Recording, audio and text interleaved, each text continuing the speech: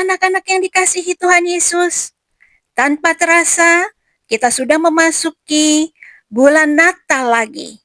Sebelum kita merayakan Natal, mari kita lihat dulu beberapa hal yang terjadi sebelum kelahiran Tuhan Yesus. Nah, hari ini kita akan mendengarkan firman Tuhan tentang kelahiran Yohanes Pembaptis. Sebelum kita lanjut, mari kita berdoa dulu. Lipatlah tanganmu, tundukkan kepala, dan pejamkan matamu, supaya kita dapat fokus bicara dengan Tuhan. Tuhan Yesus yang baik, kami datang lagi kepadamu. Sebentar, kami mau mendengar firman Tuhan. Tolonglah kami ya Bapa, turunkanlah damai sejahtera-Mu atas kami semua. Kuasailah kami, pribadi demi pribadi, supaya kami boleh duduk dengan tenang dan boleh mendapat berkat dari firman yang kami pelajari hari ini. Terima kasih Tuhan Yesus. Dalam nama Tuhan Yesus, kami berdoa. Amin. Siapa yang ingat cerita yang lalu? Tentang apa yo? Ada yang ingat? Tentang perjumpaan Maria dan Elizabeth. Mereka berdua sama-sama sedang mengandung dengan perbedaan usia kandungan 6 bulan. Nah, sekarang siapa yang pernah diajak mama dan papa mengunjungi keluarga yang baru saja melahirkan seorang bayi? Ada? Biasanya kita akan melihat kebahagiaan dari keluarga itu karena bertambah seorang anggota keluarga lagi. Betul kan?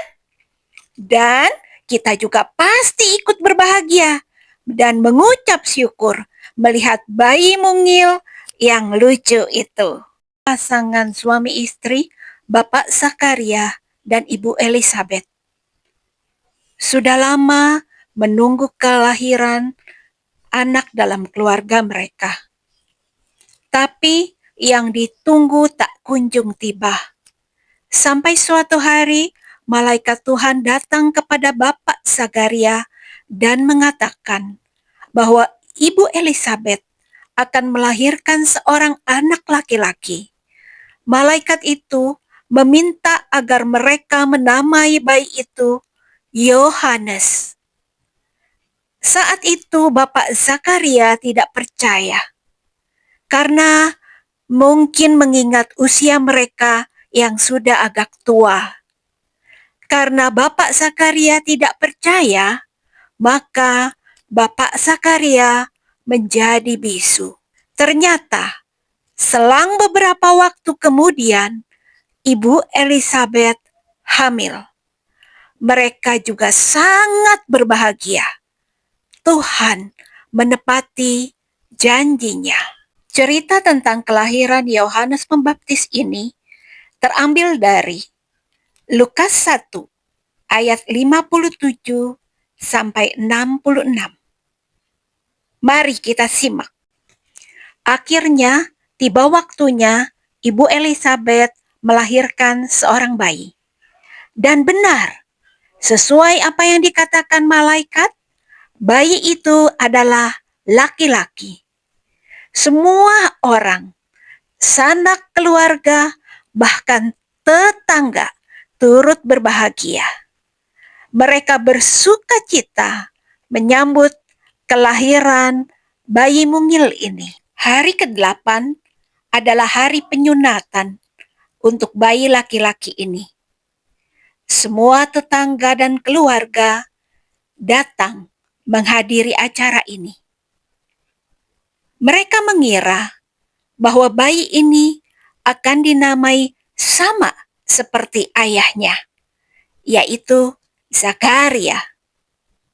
Tetapi Elizabeth berkata, "Bukan, dia harus dinamai Yohanes." Mereka bingung. Kenapa?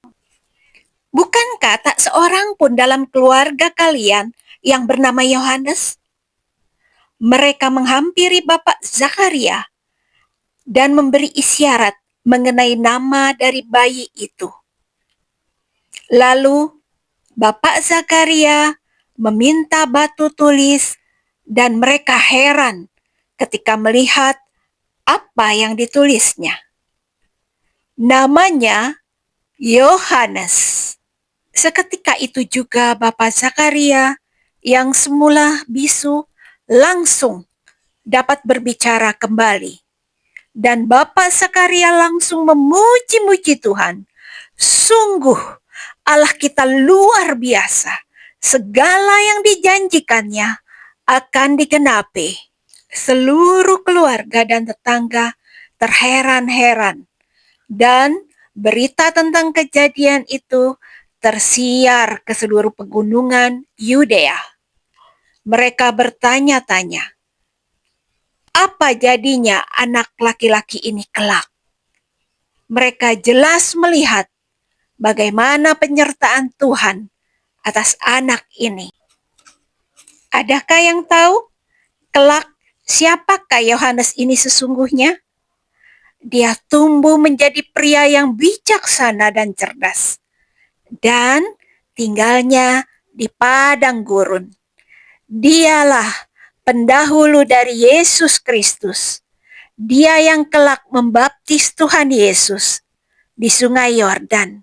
Dan dia juga yang memberitakan kepada setiap orang tentang Sang Juru Selamat.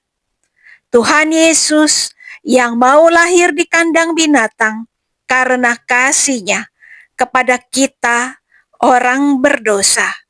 Yohanes membawa banyak orang bertaubat. Sekarang mari kita beralih ke ayat hafalan. Ayat hafalan kali ini terambil dari Lukas 2 ayat 11.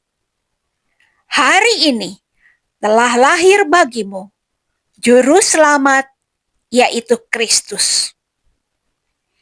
Beberapa waktu lagi kita akan merayakan hari kelahiran Tuhan Yesus yang kita kenal dengan hari Natal. Yesus yang mau lahir terhina di dunia menjadi sama dengan manusia. Semua itu karena kasih-Nya yang luar biasa kepada kita, orang-orang yang berdosa.